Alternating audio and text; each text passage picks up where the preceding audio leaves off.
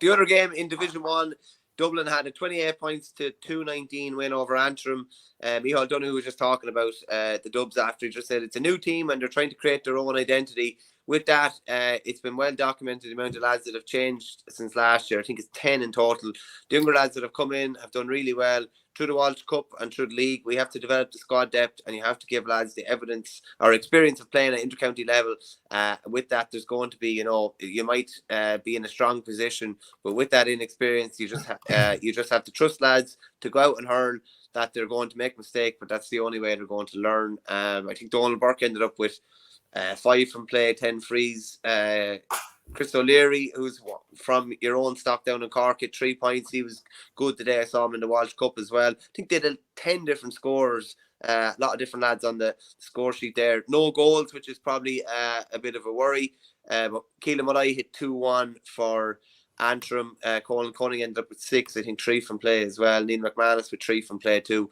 Competitive again from Antrim, but probably just disappointed. Like they've been close to getting results. They're a really competitive Division 1 team at the moment. But Darren Gleeson just said, it's easy for me to focus on the last 15 or 20 minutes, which was very good by all accounts. That would be the easy out.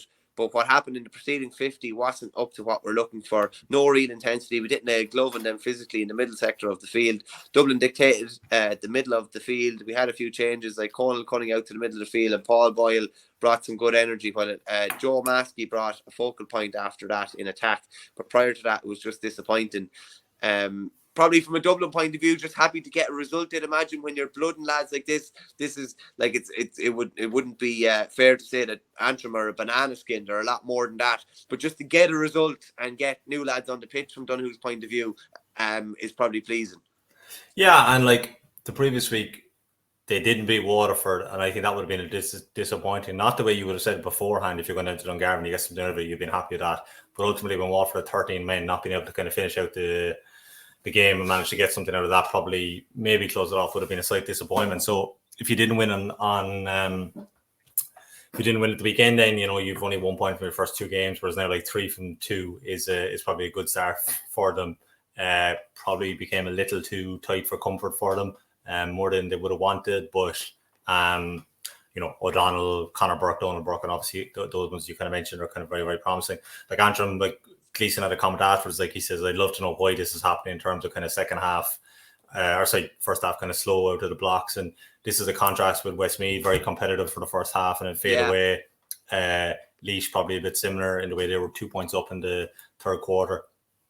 But it's probably good from Antrim's point of view, and it is heartening the way they kind of thundered back into it. And I don't know, it kind of feels that they maybe, I know they were in the Joe McDonagh last year and they won it, but kind of compared to Laois Westmeath, maybe a little bit small bit more, maybe a small bit higher level now in terms of you look at what Dunloy did, and there's just maybe other signs that maybe they can be a little bit kind of more competitive in that way. But obviously when you're not managing to be, I suppose, in the game, you're giving yourself too much to do, really. You're leaving kind of too much to kind of build up on. So that's, I'd say, a second week of kind of moral victory is kind of pretty kind of useless for them, Dublin, I think it's just going to be a very kind of a change model, in terms of younger players coming through and a lot of experienced guys gone away, Chris Cummey and these sort of guys, and how we're going to look at it, You mentioned Chris O'Leary. I suppose he's just an interesting kind of a backstory in terms of he will be the same vintage. It's kind of Mark Coleman there, Fitzgibbon and all them.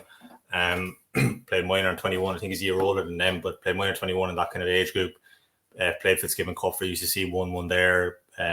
Involved kind of on and off in Cork senior squads. And I don't think he would have played championship, but definitely would have played league at different times, but didn't work out. But very kind of a versatile guy. I'll be interested to see where they put him. I mean, I think he played in nearly every line from half back up to the full forward line in his Cork career. Going on the report yesterday, seemed to start at midfield and gets 3 points. So I'll be kind of interested to see where they kind of utilise him. I think Lucan, it's who we joined last year. Yeah. So, if this will be kind of a long-term thing, we'll be interested to see how he does.